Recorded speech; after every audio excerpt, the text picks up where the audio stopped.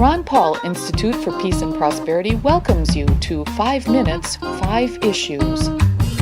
Starting in 5, 4, 3, 2, 1.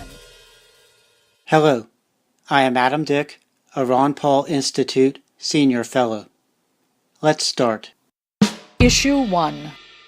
Grenade launchers, bayonets, tracked armored vehicles, weaponized aircraft and vehicles, and firearms and ammunition of .50 caliber or greater could again flow from the United States government to state and local police after Donald Trump's January inauguration as president.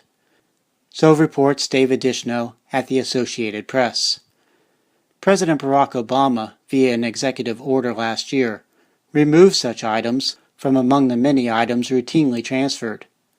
In September, I wrote at the Ron Paul Institute website regarding how Trump's support for reinstating the full flow of military weapons to police, employing New York City-style stop and frisk in more cities, and hiring more U.S. government cops indicates Trump desires to expand police power in America. Issue 2. The Canadian government's Task Force on Cannabis Legalization and Regulation issued its final report this week. The report is a step toward legislation planned for introduction in the spring, in accord with Prime Minister Justin Trudeau's campaign promise to seek countrywide marijuana legalization. The report, which runs over 100 pages, includes many proposed restrictions that would ensure legal marijuana in Canada exists in far from a free market. For example, the report recommends prohibition of the sale of marijuana where alcohol or tobacco is sold, comprehensive marijuana advertising and promotion restrictions, plain packaging requirements, single-serving packaging and maximum THC requirements for edible marijuana, taxes that increase with THC content to discourage purchase of high-potency products, and a requirement that marijuana sales occur a minimum distance from places including schools, community centers, and public parks. Nevertheless, the task force's final report does support making marijuana legal to grow, sell, and possess. Maybe Parliament will approve legislation that leaves out some of the report's freedom-restraining proposals. Issue 3.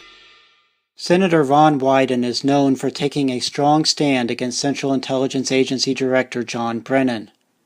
In December of 2014, Wyden told Meet the Press host Chuck Todd that Brennan should be replaced as director if Brennan would not end the CIA's culture of denial and deal with the CIA's misrepresentations regarding torture.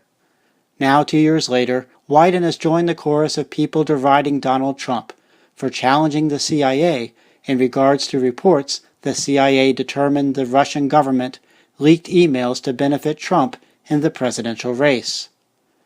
On Saturday at Twitter, Wyden commented in regard to Trump, "How can you serve as commander-in-chief while running a political campaign against your own intelligence officials?" By the way, John Brennan is still the boss at the CIA. Issue 4. Last week, Vermont Governor Peter Shumlin announced he is encouraging people with Vermont convictions for possession of up to an ounce of marijuana to apply for pardons.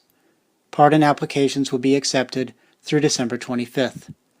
Shumlin says his goal is to work through as many applications as possible before his governorship ends on January 5th. The time constraint will apparently prevent some people from receiving pardons. Shumlin's announcement also suggests that people who have convictions for violent crimes on their records will not receive marijuana pardons either.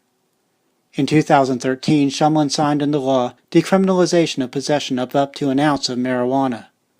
So the governor's last-minute pardons will extend some of the benefits of the new law to some individuals convicted under the prior law. Issue 5. Many people like to give charitable donations at the end of the year. Please consider making a tax-deductible donation to the Ron Paul Institute for Peace and Prosperity this month. To donate, open the Ron Paul Institute website at ronpaulinstitute.org and click on the word Support near the top of the page.